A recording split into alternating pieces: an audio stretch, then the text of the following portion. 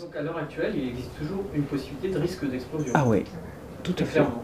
Tout à fait. Avec les 3 réacteurs où on ne peut pas y accéder à cause de la contamination de l'eau et qu'on arrose encore en permanence l'eau. Alors, ils pensent quand même que cette espèce de corium a commencé à se solidifier. Ouais, il n'est pas, complètement pâteux en fait. ouais, il s'est un peu solidifié, mais ils ne savent pas du tout quelle a été la progression.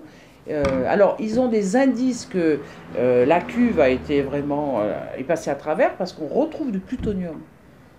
C'est en fonction des radioéléments que vous avez que vous pouvez savoir.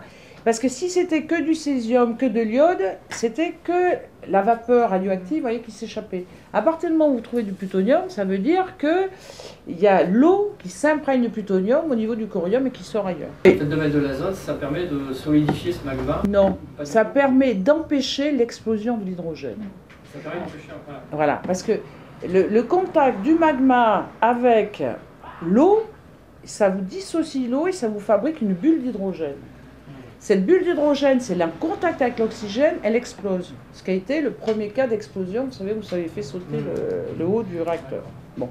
Donc eux, pour éviter ça, parce qu'ils savent qu'il y a de l'hydrogène qui se forme, ils balancent de l'azote pour faire en sorte à ce que cet hydrogène ne soit pas au contact de l'oxygène de l'air. Vous voyez, c'est une parade pour... c'est un bouclier. Sauf que le tout, c'est qu'il faut être sûr qu'il n'y a pas d'hydrogène qui va passer par une autre voie avec l'oxygène où ils n'ont pas pensé que ça pouvait passer, quoi. Donc c'est une situation très critique, hein, très critique. Il faut que les pompes fonctionnent bien, il faut que l'azote soit vraiment présent. Et c'est pour ça qu'ils veulent envoyer des gens, si vous voulez, pour voir où ça en est, quoi. Est-ce que ça s'est solidifié suffisamment pour pas que ça descende encore plus bas? Un, il n'y a pas de robot. Deux, les robots, vu les radiations, tous les systèmes électroniques ne marchent pas. C'est ça, vous voyez la limite. Quand on dit on ne peut pas maîtriser. Et alors beaucoup m'ont parlé du monstre nucléaire. Ils m'ont dit ils ont créé un monstre qu'ils ne maîtrisent pas. Vous voyez l'expression des éleveurs, c'est ce monstre qu'on ne maîtrise pas. Ils nous avaient toujours dit que c'était sécure, que c'était propre, qu'ils maîtrisaient tout. Et là, on voit bien que on n'est pas à l'abri encore d'une explosion. Et alors, je ne vous dis pas la contamination de l'océan Pacifique.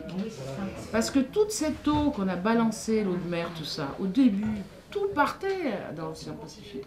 Et donc, vous avez une contamination jusqu'à 30 km des côtes. Avec des niveaux qu'ils nous ont donnés sur les poissons qui sont déments. Plus les poissons qui, eux, filent plus loin.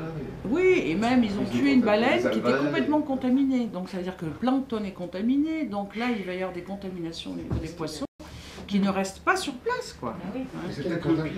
Oui, mais quand tu as des poissons à 15 000 becquerels en césium, déjà, tu vois, c'est un déchet radioactif. Alors, voilà. D'où contamination des poissons, contamination des algues. Les Japonais utilisent vachement d'algues. Il y a deux choses. La concentration, c'est en becquerel, c'est une désintégration par seconde, c'est-à-dire chaque fois ça se désintègre, c'est un becquerel. Donc il y a des becquerels en césium, en iode, etc. Et les sieverts, c'est la dose absorbée au corps. Hein.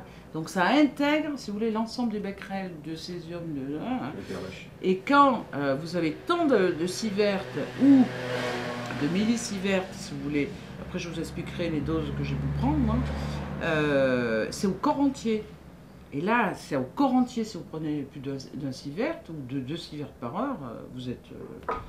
soit vous mourrez très rapidement, soit vous mourrez dans les 3 mois, parce que ça touche le cerveau, ça c'est des très fortes doses, après ça touche tout le système immunitaire, donc tous vos globules blancs qui ont une durée de vie à peu près de 3 mois, ils ne sont plus remplacés, et là vous mourrez de tas de maladies, ou surtout le système intestinal, où toutes vos cellules intestinales elles ont une période aussi de l'ordre de quelques mois.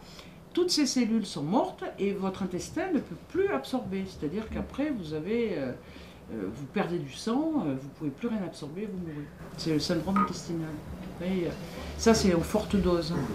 C'est pour ça que là, dans les quelques mois qui vont venir, j'attends de voir les doses qu'ont reçues les travailleurs.